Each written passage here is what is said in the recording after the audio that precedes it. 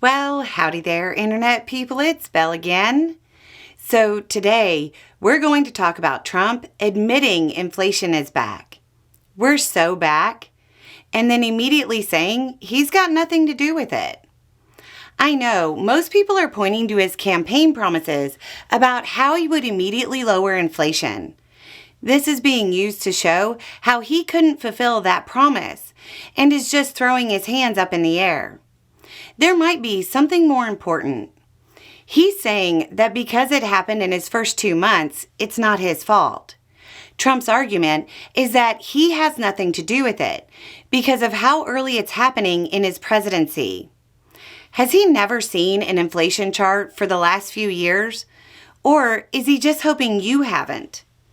The inflation he blamed Biden for during the campaign started trending up in the first month of Biden's term and continued from there. This is a showcase of what pretty much every economist has been saying for years. The beginning of the first Trump term was marked by a strong economy because Trump walked into an incredibly strong economy. It was very resilient. It even took some of his tariffs in stride for a little bit. And then in May of 2019, the yield curve inverted. A yield curve inversion is a bad sign for the economy. It means that short-term treasuries have higher yields than longer-term treasuries. It generally means recession is coming. The recession came in March of 2020, but it was entirely blamed on the pandemic. The pandemic masked Trump's economic failures in the eyes of most people. But people who follow economic news closely know they can go find articles from before the pandemic predicting the recession. Now, let's look at this term. Tariffs raise prices.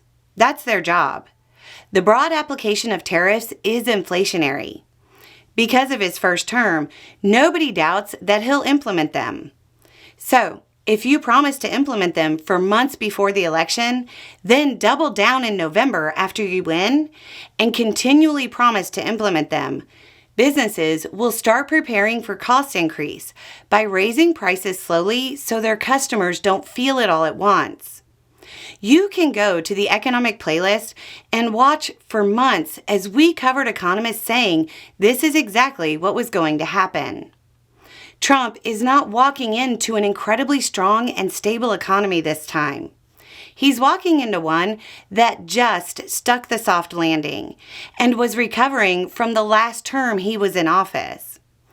The effects of his policies will show much faster. You won't have to wait long. It's going to be bumpy. If you're somebody who believed Trump's claim about lowering prices, you need to prepare. Prices will not go back to pre-pandemic levels. That isn't going to happen. Every economist in the world was saying that during the campaign. Trump's policies mean most prices will continue to climb, and some are going to go up a lot. He's going to try to blame it on Biden. But remember, he said during the campaign that the economy was much worse than it was, and he said he was going to fix it.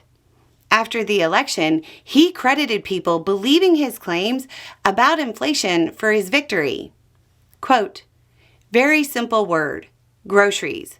When you buy apples, when you buy bacon, when you buy eggs, they would double and triple the price over a short period of time.